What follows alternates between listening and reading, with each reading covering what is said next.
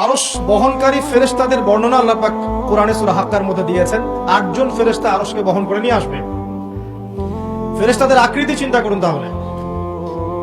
এখনকার সায়েন্স আপনাকে শিখাবে চোখে যা দেখা যায় তা বিশ্বাস করবেন, পরীক্ষা নিরীক্ষা করে যা সিদ্ধান্তে আসা যায় এটাকে বিশ্বাস করবেন, এর বাইরে জ্ঞানের কোনো অস্তিত্ব নাই। এই কারণেই তারা আল্লাহকে বিশ্বাস করবে না, যেহেতু চাক্ষুষ দেখা যাচ্ছে না। এই কারণেই তারা ফেরেশতাদেরকেও বিশ্বাস করবে না, যেহেতু ফেরেশতাকে আপনি পরীক্ষা করে প্রমাণ করতে পারছেন না। এই কারণেই তারা জিন জাতিকে বিশ্বাস করবে না, কবরের আযাব, পরকালকে বিশ্বাস করবে না, এবং রূহ বা আত্মাকেও বিশ্বাস করবে না। জ্ঞানের এই যে মানদণ্ড নির্ধারণ করা হয়েছে, এটা হচ্ছে একটা শিক্ষা সেক্টরের শিখ। এখনকার বিশ্বের প্রতিটা সেক্টরে শিখ আছে। শিক্ষা, পরিবার, অর্থনীতি, রাজনীতি, জিওপলিটিক্স, প্রতিটা সেক্টরে শিখ আছে। আপনাকে দুই চোখ দিয়ে দেখতে হবে। খিদির আলাইহিস সালামের মতো, শুধু মূসা আলাইহিস সালামের মতো বাহ্যিক চোখে নয়, কেন নৌকা ফুটা করলেন, কেন বাচ্চাকে হত্যা করলেন, কেন দেয়াল নির্মাণ করলেন, এভাবে নয়, বরং পিছনের কারণ আপনাকে খুঁজতে হবে। নৌকা ফুটা না করলে জলদস্যু নিয়ে যেত, বাচ্চাকে হত্যা না করলে এ বাচ্চা বড় হয়ে কাফের হতো, পিতামাতাকে কাফের বানাতো। দেয়াল নির্মাণ না করলে এর নিচে কি ছিল, কানস বা গুপ্তধন, এটা ওই এতিম বাচ্চারা পেত না। খিদির আলাইহিস সালামের কাছে আল্লাহর আধ্যাত্মিকত্ব ছিল, আল্লাহর নূর দিয়ে তিনি দেখেছেন। এভাবে দেখলে আপনি বুঝবেন সারা ওয়ার্ল্ডের প্রতিটা সেক্টরে এখন করাপশন, দুর্নীতি এবং শিরক আছে, প্রতিটা সেক্টর। এটা হচ্ছে শিক্ষা ক্ষেত্রে শিখ। আপনি জ্ঞানের মানদণ্ড নির্ধারণ করেছেন এমন একটা বিষয়কে, যার মূল বক্তব্য হচ্ছে চাক্ষুষ যেটা আপনি দেখবেন না, পরীক্ষা নিরীক্ষা পর্যবেক্ষণে আপনি সিদ্ধান্তে আসতে পারবেন না, এর কোনো অস্তিত্ব নাই।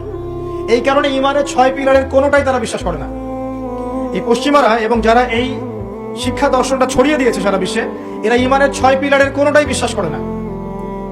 করে? তারা কি আল্লাহ বিশ্বাস করে? মালায়েকায় বিশ্বাস করে? আসমানি কিতাব সমূহে বিশ্বাস করে? নবী রাসূলগণকে দেখেছে, বিশ্বাস করে? পরকালকে বিশ্বাস করে? তাকদীরকে বিশ্বাস করে? কোনোটাই বিশ্বাস করে না। এটা ইমানের 6 পিলার, যেটা বিশ্বাস না করলে আমাদের ইমান থাকে না।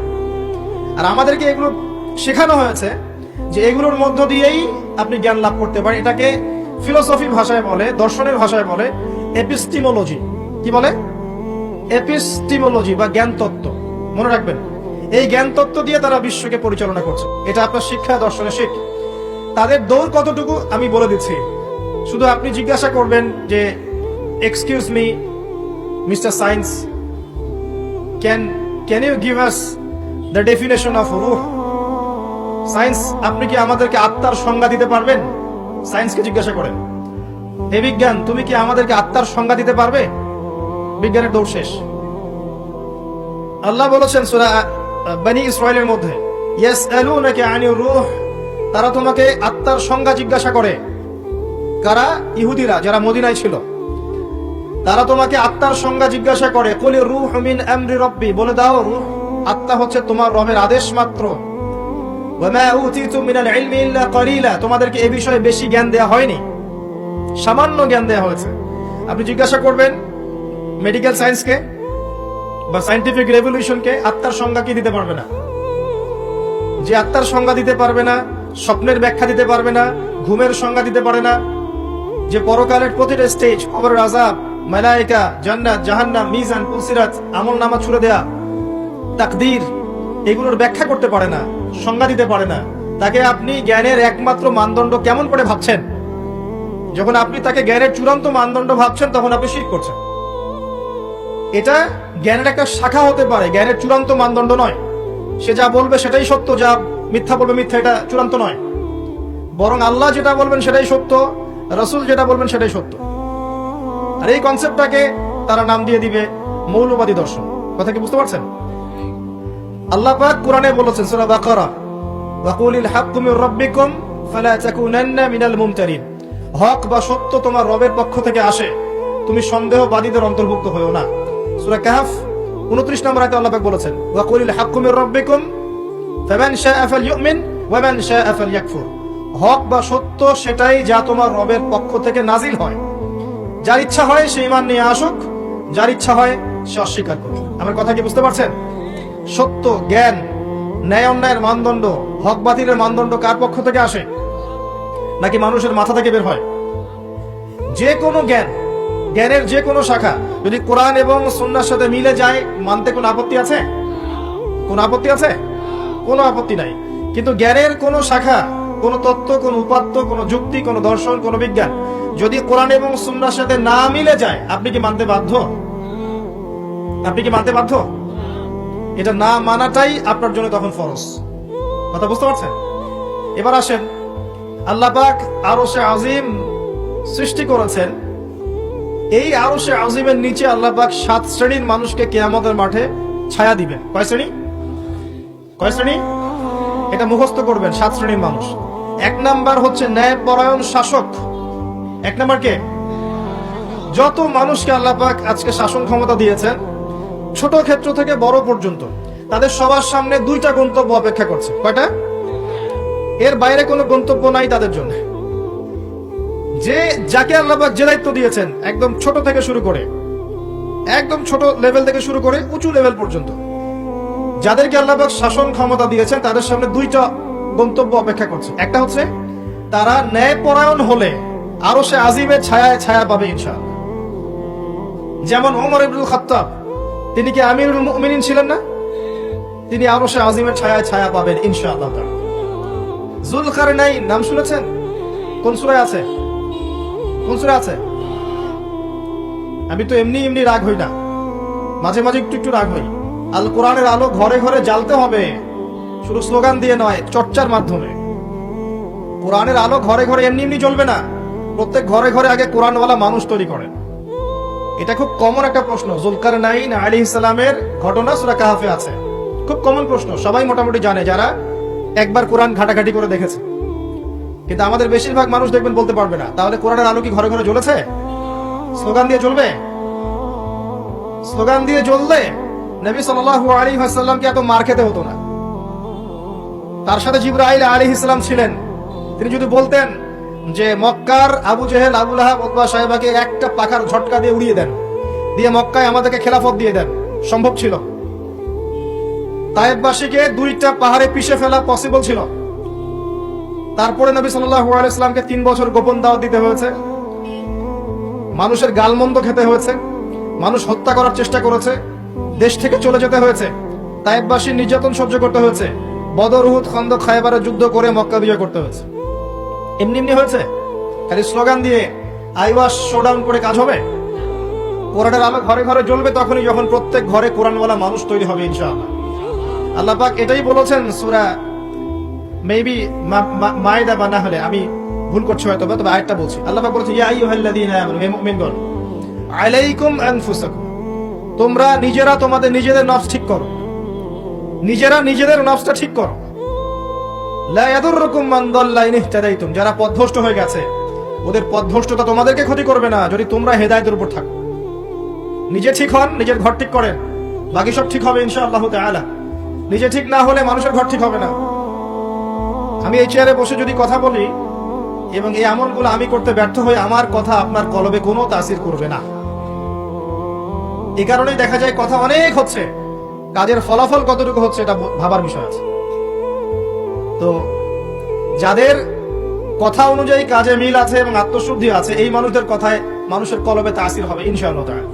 আমরা দোয়া করে আল্লাহ পাক এমন মানুষকে বেশি বেশি এই সব জায়গায় নিয়ে আসুন যাদের মধ্য দিয়ে সমাজ সংস্কার হবে এবং যারা নিজেরাও আত্মশুদ্ধি অর্জন করতে পারবে ইনশাআল্লাহ। কোরআনের আলো ঘরে ঘরে জ্বলবে ইনশাআল্লাহ যদি আপনারা প্রত্যেক ঘরে ঘরে কোরআনওয়ালা মানুষ তৈরি করেন। একটা সন্তানকে হাফেজ বানাতে পারবেন না? একটা মেয়েকে হাফেজা বানানো যায় না? বাসায় একজন সন্তানকে আলেম বানানো যায় না? আমরা কি এই পৃথিবীতে এসেছি খালি খাওয়া, ভোগবিলাস, পাশবিক জীবনযাপন করতে, নাকি আমাদের একটা জীবনের উদ্দেশ্য আছে? আমাদের মুসলিমদের জীবনের উদ্দেশ্য কি বলেন তো? আমাদের জীবনের উদ্দেশ্য কি? জান্নাত। মাশাআল্লাহ, সূরা আলে ইমরান 185 নম্বর আয়াত পড়ে দেখেন। আল্লাহ পাক বলেছেন কুল্লু নাফসিন যায়িকাতুল মাউত, প্রত্যেকটা নফস মৃত্যুর স্বাদ গ্রহণ করবে। ফামান, এরপরে আছে ওয়া ইন্নামা তুওয়াফাউনা উজুরাকুম ইয়াওমাল কিয়ামাহ, তোমাদেরকে কিয়ামতের মাঠে পূর্ণ প্রতিদান দেয়া হবে। ফামান যুহসিহা আনিন নার ওয়া উদখিলাল জান্নাতা ফাকাদ ফাজ, কিয়ামতের মাঠে যাদেরকে জাহান্নাম থেকে বাঁচানো হবে এবং জান্নাতে প্রবেশ করানো হবে একমাত্র সে ব্যক্তি সফল। তারপরে জীবনের গন্তব্য কি ভাই? জান্নাত। সফলকে, সাফল্যের সংজ্ঞা কি? যাকে পুলসিরাত পার করানো হবে সে সফল। দুনিয়াতে যার বাড়ি গাড়ি টাকা কড়ি ব্যাংক ব্যালেন্স আছে, সম্পত্তি আছে, ক্ষমতা আছে, এই যে সফল, কোনো গ্যারান্টি আছে? কোনো গ্যারান্টি নাই। যে ব্যক্তি কিয়ামতের মাঠে পুলসিরাত পার হতে পারবে, এই ব্যক্তি সফল। আর কে পার হতে পারবে? যে ব্যক্তি সূরা জারিয়াতের 56 নম্বর আয়াতের উপর আমল করবে। আয়াতটা কি? ওয়ামা খালাকতুল জিন্না ওয়াল ইনসা ইল্লা লিয়াবুদুন, আমি মানুষ এবং জিনকে শুধুমাত্র আমার ইবাদত করার জন্য সৃষ্টি করেছি। তো পৃথিবীতে যে আল্লাহর ইবাদত করবে, যার জীবনের গন্তব্য ঠিক রাখবে, সে ব্যক্তি সফল, আর কেউ সফল না। আমাদের উদ্দেশ্য কি ভাই? খালি বিয়ে করা, ঘর সংসার করা, বাচ্চা পয়দা করা, মারা যাওয়া? যাদের সমস্যা হচ্ছে আল্লাহর ওয়াস্তে এখান থেকে চলে যান প্লিজ। যাদের এখানে সমস্যা হচ্ছে, কথাবার্তা বলছেন, বাসায় গিয়ে লেপের তলে শুয়ে শুয়ে ওয়াজ শুনবেন। এখানকার পরিবেশ নষ্ট করবেন না। যারা কষ্ট করে এখানে এসেছে বসে বসে ওয়াজ শুনতে, এদের জন্য লেকচার। সমস্যা হলে বাসায় চলে যান, কম্বলের নিচে শুয়ে শুয়ে লেকচার শোনেন, আর ইউটিউব ফেসবুকে কমেন্ট করে জিহাদ করেন। কিবোর্ড মুজাহিদ ওখানে বসে বসে কমেন্ট করবে, এটাই তার জিহাদ। যখন দেখবেন 100-200 কুকুর শুয়োরের সামনে একজন মুসলিমা দিনী বোন তাকবীর দিচ্ছে, তখন দেখবেন 1000টা মানুষ তাকবীর দেওয়া শুরু করবে। এর আগে তোমার তাকবীর কোথায় ছিল? এতদিন তো পশুর মতো জীবন যাপন করেছে। এখন একটা মেয়েকে আল্লাহ পাক জজবা দিয়েছেন, এখন দেখবেন যে কোনোদিন নামাজও পড়ে নাই, সেও আল্লাহু আকবার লিখে ফেসবুকে স্ট্যাটাস দিচ্ছে। তোমার আল্লাহু আকবারের কিছু যায় আসে না। আল্লাহু আকবার দেওয়ার মানুষ আল্লাহ পাক তৈরি করবেন ইনশাআল্লাহ। আর আল্লাহ পাকের গরু ছাগলের প্রয়োজন নাই, আনআমের প্রয়োজন নাই। লাহুম কুলুবুন লা ইয়াফকাহুনা বিহা, আছে না? ওয়া লাহুম আযানুন লা ইয়াসমাউনা বিহা ওয়া লাহুম আ'য়ুনুন লা ইউবসিরুনা বিহা উলাইকা কাল আনআম। এই আনআমদের আল্লাহর কোনো প্রয়োজন নাই। আল্লাহ পাক তার দিনকে বিজয় করার জন্য আল্লাহর মুখলেস বান্দা তৈরি করবেন ইনশাআল্লাহ। একজন সরে যাবে, 10 জন আসবে, 10 জন সরে যাবে, 100 জন আসবে। ছেলে থাকবে না, মেয়ে আসবে। এই প্রজন্ম থাকবে না, নতুন প্রজন্ম আসবে। আল্লাহ পাক এই দিনটাকে প্রতিষ্ঠা করবেন ইনশাআল্লাহ। এ বিষয়ে কোনো সন্দেহ নাই, সন্দেহের কোনো অবকাশই নাই। যদি আমরা দায়িত্ব পালন না করি, ইয়াস্তাবদিল কওমান গায়রাকুম, অন্য কওমকে আল্লাহ পাক স্থলাভিষিক্ত করবেন। সুম্মা লা ইয়াকুনু আমসালাকুম, তারা তোমাদের মতো অপদার্থ হবে না। আল্লাহর কিচ্ছু যায় আসে না আপনাকে আমাকে, জানেন? এই যে আমরা বেঁচে আছি, দুনিয়ার বোঝা হয়ে বেঁচে আছি। আমরা পৃথিবীর বোঝা, এই উম্মতের বোঝা, আবর্জনা। আমরা প্রত্যেকেই, আমি নিজেকেও বলছি, আমরা উম্মার আবর্জনা। আমরা যদি উম্মার কিছু হতাম, আমাদের দ্বারা উম্মা বিজয় লাভ করত। আমাদের টার্গেট এখন একটা, দুনিয়া। আমাদের টার্গেট দুনিয়া, ভোগ বিলাস, খাওয়া দাওয়া, ব্যাংক ব্যালেন্স, টাকা পয়সা, বাড়ি গাড়ি, স্ত্রী সন্তান, এতটুকু। মাঝে মাঝে আমরা জুমার নামাজে আসি, ঈদের নামাজ পড়ি, রমজান মাসে রোজা না রাখলেও তারাবিতে আসি, যাকাত দেই কি না দেই, সদকা একটু করি, বছর বছর হজ উমরা করি, টুপি লাগাই, দাড়ি লাগাই, ব্যাস ভোটের সিজন আসলে আবার ওটা দিয়ে ভোট চাই। এই হলো আমাদের চরিত্র। আমাদের আল্লাহর কোনো প্রয়োজন নাই। আল্লাহ পাক বলেছেন, ইন তানসুরুল্লাহ ইয়ানসুরকুম, তোমরা যদি আল্লাহকে সাহায্য করো, তখন আল্লাহ তোমাদেরকে সাহায্য করবে। ইন্নাল্লাহা লা ইউগাইয়িরু মা বিকওমিন হাত্তা ইউগাইয়িরু মা বিআনফুসিহিম, কোন কওমের অবস্থা আল্লাহ পাক ততক্ষণ ঠিক করেন না যতক্ষণ ওই কওম তাদের অবস্থা সংশোধন করছে না। আলাইকুম আনফুসাকুম, নিজের নফস ঠিক করো, নিজে ঠিক হও। বেসিক জিনিস ঠিক নাই তো আমাদের। বড় বড় চিন্তা করছেন, বেসিকটা ঠিক নাই তো। দেখবেন ম্যাক্সিমাম মানুষ নামাজ পড়ছে না, ম্যাক্সিমাম মানুষ কোরআন পড়তে জানে না। বেশিরভাগ বোন আমাদের বেহায়াপনা, বেপর্দায় চলছে। ম্যাক্সিমামের রিজিক হারাম, জানেন? ম্যাক্সিমাম রিজিক হারাম, সুদ আর ঘুষ আর জেনা, এই যে দুর্নীতি, করাপশন দিয়ে ভর্তি। আল্লাহর ওয়াস্তে সত্য কথা বলতে শেখেন, নিজের নফসের সাথে সত্য বলেন যে আসলেই আমার রিজিকটা কতটুকু হারাম। সুদবিহীন মানুষ খুঁজে পাওয়া দুষ্কর এখন। সুদ খায় না, বা সুদ দেয় না, বা সুদের সাক্ষী থাকে না, বা লিখে রাখে না, বা লোন নেয়নি, এরকম মানুষের সংখ্যা খুব কম। দুই একটা হাতে গোনা পাবেন কিনা আল্লাহ ভালো জানে। একটা গ্রামে যাবেন, প্রত্যন্ত গ্রাম, সেখানে দেখবেন 10টা সুদী এনজিও ভরে আছে। রিজিক আমাদের হারাম। ম্যাক্সিমাম পরিবারকে গিয়ে দেখেন, পরিবারের মধ্যে পর্দা থাকবে না। ম্যাক্সিমাম পরিবার দেখেন বস্তুবাদী, খালি দুনিয়ার পিছনে ছুটছে। সাংস্কৃতিক অঙ্গনে গিয়ে দেখেন, অপসংস্কৃতিতে ভর্তি হয়ে গেছে। যুবকদের দিকে তাকায় দেখেন, ম্যাক্সিমাম মেজরিটি সংখ্যক মাদকের সাথে সম্পৃক্ত। আপনি দেখবেন হয় মাদক, নাহলে গার্লফ্রেন্ড, নাহলে হয়তো গেমস এন্ড স্পোর্টস, নাহলে দেখবেন আপনি মুভিজ দেখছেন, পর্নোগ্রাফি দেখছেন, হয়তো আড্ডাবাজি করে, গুন্ডা মাস্তানি করে সময় নষ্ট করছে। কোনো জীবনের কোনো উদ্দেশ্যই নাই। মানে জীবন যেমন এমন ভাবে করছে, মানে ও কখনো মরবেই না। মানে ও পরকালের ফিকির তো দূরের কথা, নামাজে ডাকবেন, বলবেন প্যান নষ্ট, আমি যাইতে পারি না। ইল্লা মাশাআল্লাহ, এর বাইরে আল্লাহ পাক কিছু মানুষকে তৈরি করেছেন, করবেন এবং করছেন, যাদের জীবনের উদ্দেশ্য জান্নাত, যারা তাওহীদের সাথে শিরককে আপোষ করবে না, যারা সুন্নতে থাকবে, বেদাত করবে না, যারা হালাল খাবে, হারামে যাবে না, পরিবারকে ঠিক করে পর্দায় রাখবে, দ্বীনের জ্ঞান অর্জন করবে, প্রচার প্রসার করবে, আগামী প্রজন্ম তৈরি করবে, এবং যাদের মধ্যে আল্লাহর দ্বীনকে প্রতিষ্ঠা করার মুজাহাদা থাকবে। এমন মানুষ আছে, ছিল, ভবিষ্যতে আসবে, তাদের সংখ্যা নিতান্তই কম হবে। কিন্তু তাদের জন্য একটা সুসংবাদ আছে, সেটা হচ্ছে কাম মিন ফিআতিন কালিলা গালাবাত ফিআতান কাসীরা বিইذنিল্লাহ। আল্লাহ পাক বলেছেন কত ছোট ছোট সম্প্রদায় ছিল যারা বড় বড় কওমের উপর বিজয় লাভ করেছে। আগামীতে যখন ইসলামের বিজয় হবে সারা বিশ্বব্যাপী, তখন দেখবেন মুসলিমদের সংখ্যা খুব কম থাকবে। আল্লাহ পাক সব গরু ছাগলগুলোকে শেষ করে ফেলবে। কিভাবে? এই যে মহামারী দিয়ে শেষ করতে পারেন, অথবা দেখবেন এই যে জালেমের শাসন দিয়ে শেষ করতে পারেন, দেখবেন মুসলিমদের মধ্যে ক্রন্দন লাগিয়ে শেষ করতে পারেন, বা যখন আল্লাহ এবং তার রাসূলকে ভুলে যাবে বহিঃশত্রুদেরকে চাপিয়ে দিয়ে আল্লাহ পাক শেষ করে দিতে পারেন। আল্লাহর কোনো প্রয়োজন নাই গরু ছাগল। এবং এখন আমি নিজে এবং আমরা অনেকেই এই গরু ছাগলের মতো জীবন যেমন করছি, আল্লাহ পাক আমাদেরকে বোঝার তৌফিক দান। জীবনের একটা উদ্দেশ্য থাকতে হবে, যে আমার জীবনের উদ্দেশ্য দিন শেখা, বোঝা, প্রচার প্রসার করা, প্রতিষ্ঠার চেষ্টা করা। তখন কি আপনি পুরো জীবনের নেকি পাবেন। জীবনে তাওহীদ থাকতে হবে, সুন্নাত থাকতে হবে, তখন পুরো জীবনের প্রতিটা কাজ ইবাদত হবে। তার আগে নয়। প্রতিটা কাজ করতে হবে আল্লাহর সন্তুষ্টির জন্য, তার রাসূলের তরিকায়, এবং আপনার এই আমলগুলো কবুল হবে তখনই যখন রিজিকটা হালাল হবে। অহেতুক শুধুমাত্র প্রোটেস্ট্যান্ট ভার্সনে ইসলাম পালন করে খুব একটা ফায়দা নাই। সুবিধা যতটুকু সুবিধা পালন করলাম, যখন সুবিধা নাই পালন করলাম না। যেটা করলে কোনো সমস্যা নাই করলাম, খাওয়ার পরে মিষ্টি খাইলে কোনো প্রবলেম নাই খাচ্ছি, মধু খাচ্ছি, ঠিক আছে। কিন্তু এমন কিছু কথা বললে সমস্যা বলবো না, কাজ করলে সমস্যা করব না, ঠিক আছে। আপনি দেখবেন নামাজে পাক্কা মুসল্লি, কপালে সেজদার দাগ আছে, অর্থনৈতিক জীবনে পাক্কা সুদখোর, কারণ সুদ ছাড়লে চাকরি থাকে না। বাস্তবতা এমন ভাই, বাস্তবতা খুব কঠিন এবং বাস্তবতা খুবই খারাপ। বাস্তবতা হচ্ছে আমাদের নৈতিক অবস্থা এখন খুব খারাপ। এই জন্য প্রাইমারি লেভেলের কাজগুলো বেশি বেশি করা দরকার এখন। এই জন্য যারা ইসলাম সংশোধনের চেষ্টা করছে, এইসব আত্মশুদ্ধিওয়ালা মানুষদের সোহবতে গিয়ে থাকে, আত্মশুদ্ধিওয়ালা মানুষদের সাথে দেখা সাক্ষাৎ করেন, সোহবত নেন, পরামর্শ নেন, জীবন গড়েন। একা একা বই পড়ে বা দুই একটা লেকচার শুনে আপনার সারা জীবন পরিবর্তিত হবে না। কনস্ট্রাকটিভ কাজে আসেন এবং শৈথিলতা চরমপন্থী হয় না। চরমপন্থী হলে উম্মার ক্ষতি আছে। এখন উম্মার বেস ঠিক নাই, একটা বাড়ির ভিত্তি এখন ঠিক নাই, এবং যারা ভিত্তি ঠিক করবে এই মানুষদের সংখ্যা দিন দিন কমে গেছে। কমার পিছনে আমাদেরও ভূমিকা আছে, আমরাও তাদেরকে কম বিতর্কিত করতে ছাড়ি নাই। এবং কোন কোন ক্ষেত্রে আমরা একে অপরের সাথে গীবত তহমত করে, সমালোচনা করে, কাদা ছড়াছড়ি করে এতটা সময় নষ্ট করেছি যে উম্মার অনেক ক্ষতি হয়ে গেছে। কথাগুলো খারাপ লাগলেও বাস্তব। আমি ইতিহাসের ছাত্র। যখন বাগদাদ আক্রমণ করেছিল এই যে তাতাররা, মঙ্গোলিয়ানরা, এটা জানেন তো?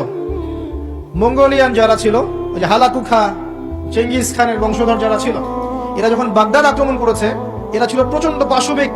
মাত্র 40 দিনের মধ্যে এরা 10-20 লাখ মানুষকে হত্যা করে ফেলেছে বাগদাদের।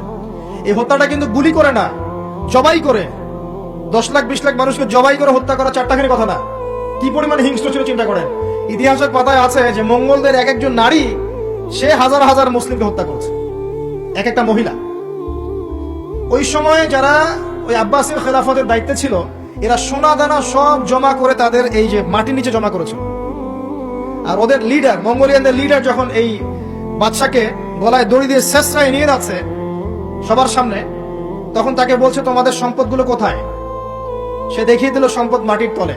তখন সে ওই যে হালাকু খার যে বংশধর লিডার, সে সোনাদানাগুলো বের করে এই বাদশার মুখের মধ্যে ঠোসানো শুরু করল।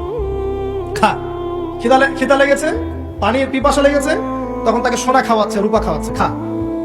সে বলছে আমি কি খাবো, সোনা রূপা তো খাওয়ার জিনিস নয়।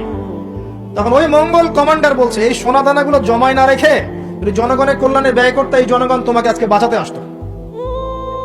ওরা বুঝতে পেরেছিল। কথা বুঝতে পারছেন? যে পয়েন্টে কথা বলতে যাচ্ছি সেটা হচ্ছে ওই সময়ও কিছু কিছু মুসলিম যখন তারা আক্রমণ করেছে, তখন কিছু কিছু মুসলিম আপসে বাহাস করছিল, বাহাস, একে অপরের সমালোচনা, ডিবেট, যেটা আমরা এখন বেশি করতে চাই, যে কাকড়ার গোশত খাওয়া হালাল না হারাম, এটা নিয়ে তারা বাহাসে পড়েছিল। চিংড়ি খাওয়া হালাল না হারাম, এটা নিয়ে বাহাসে ছিল। ওই সময় কোনটা বেশি গুরুত্বপূর্ণ ছিল, এই বাহাসটা না ওদেরকে প্রতিহত করা? এটা বোঝার জন্য আপনার ডক্টরেট ডিগ্রি নেওয়ার দরকার আছে, মাদ্রাসা ফারেক হওয়ার দরকার আছে, কমন সেন্স। এখন পর্যন্ত বিশ্বে আমরা এই কাজটাই করছি। আমি খেয়াল করে দেখবো সারা ওয়ার্ল্ড ওয়াইড মুসলিমদের অবস্থা এখন এরকমই। চতুর্দিক থেকে চাপ আছে, এত সহজ না, চতুর্দিক থেকে মুসলিমদের চাপ আছে। পলিটিক্যাল, জিও পলিটিক্যাল, ইকোনমিক্যাল, সামাজিক, সোশ্যাল, আপনার এই যে সাংস্কৃতিক চাপ, অর্থনৈতিক, প্রত্যেকটা দিক থেকে দেখবেন নৈতিকতার অবক্ষয় আছে। এখনো আমরা ওই বিষয়গুলো নিয়েই ইখতিলাফে ব্যস্ত আছি। একে অপরের গীবত করছি, সমালোচনা করছি, গীবত তহমত দিচ্ছি, একে অপরের নিন্দা না করতে পারলে ওয়াজ মাহফিল সুষ্ঠুভাবে হচ্ছে না, ইত্যাদি ইত্যাদি।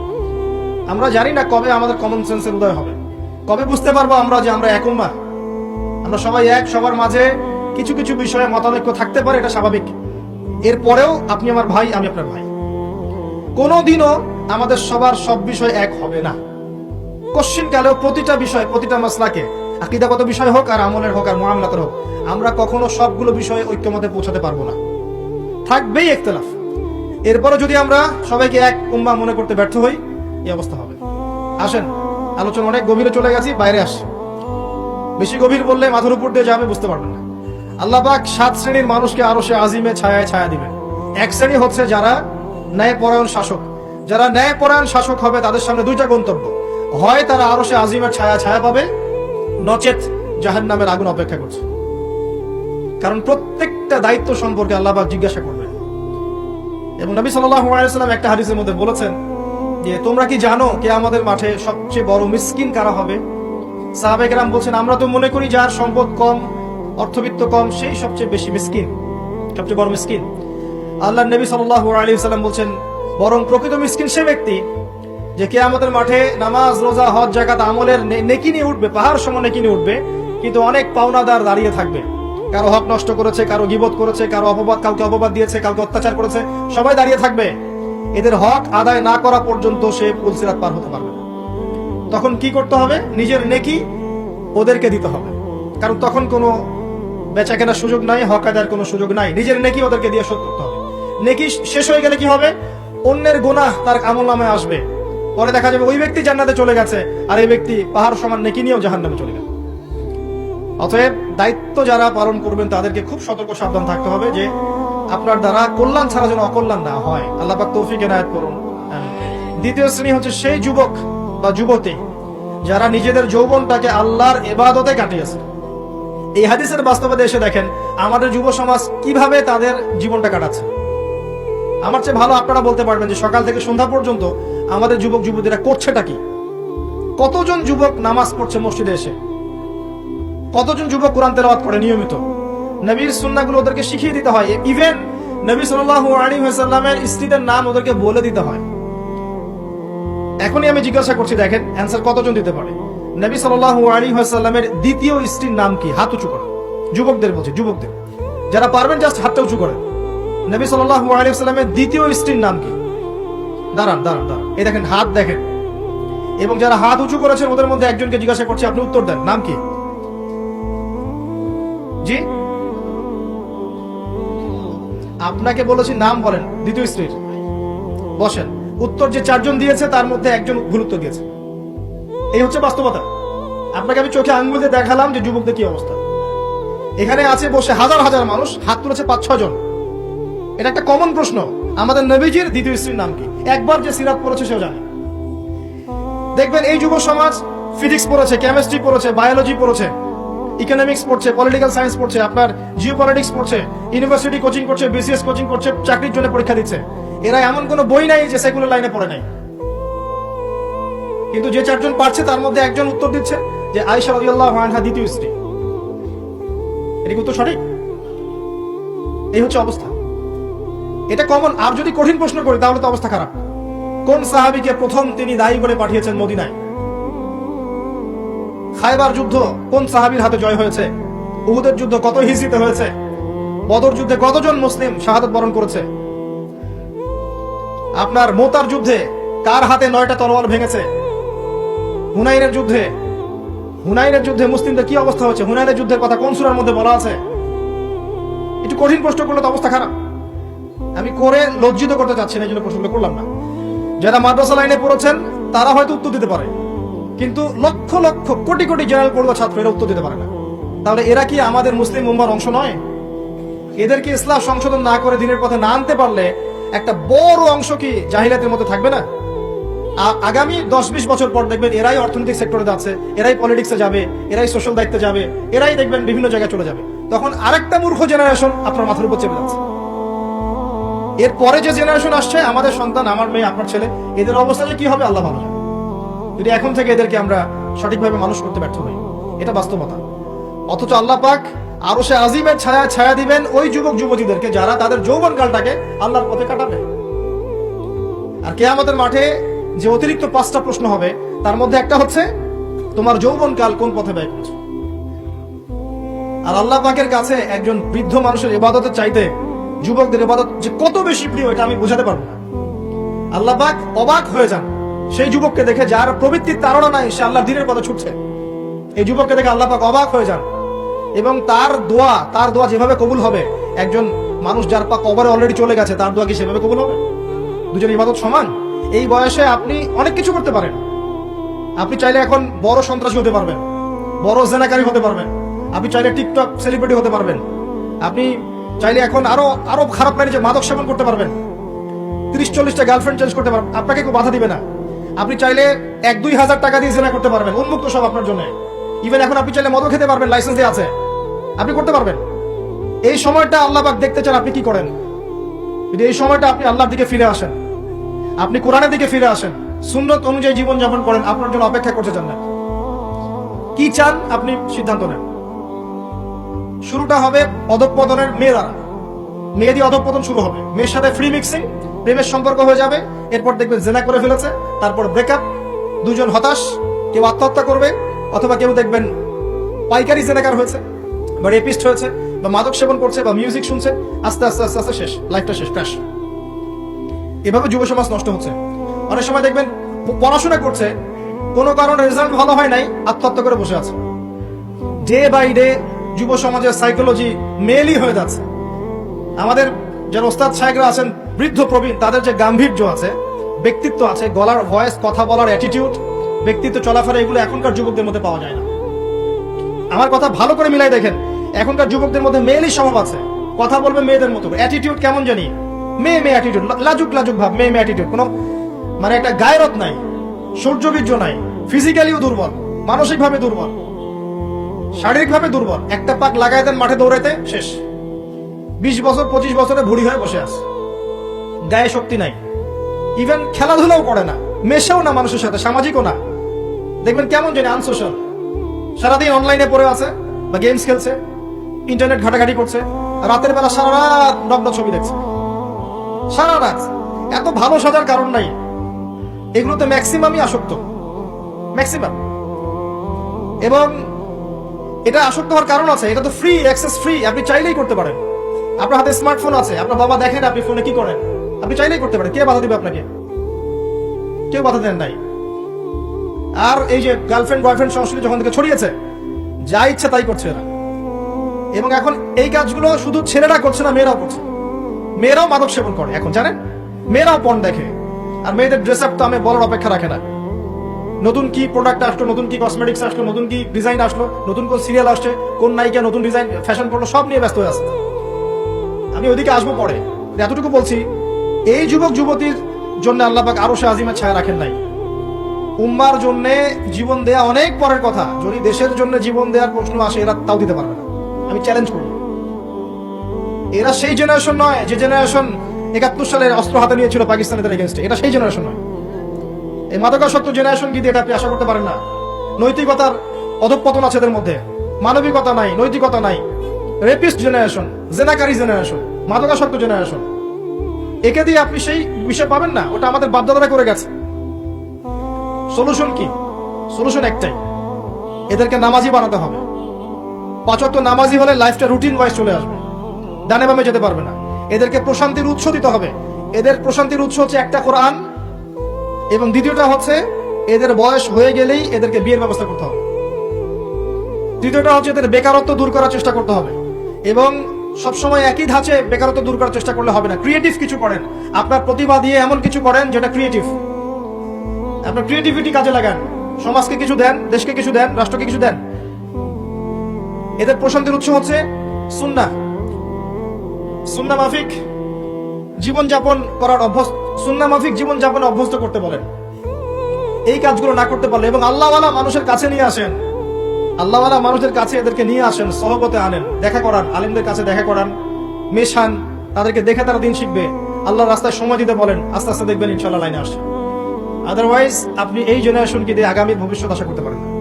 বাস্তবতা খুব খারাপ, বাইরে যা দেখা যাচ্ছে ভিতর তেমন নয়। ভিতরে ঢোকেন, দেখবেন নোংরামি দিয়ে ভরে গেছে সবকিছু। অনেক সময় দেখবেন বাইরে থেকে যাদেরকে দেখে পরিষ্কার মনে হচ্ছে, এদের ভিতরে নোংরামি ধরে গেছে।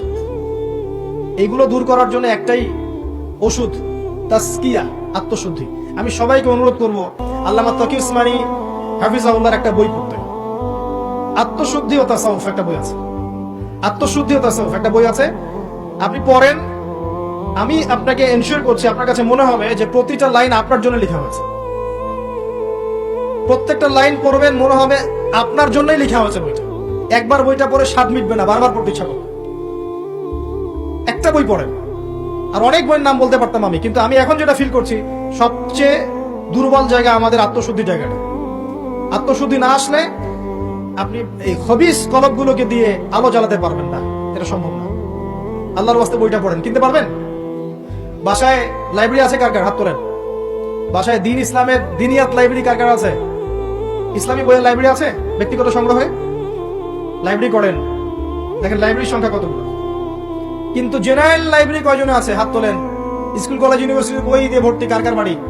সবার বাড়ি ভর্তি, মাশাআল্লাহ।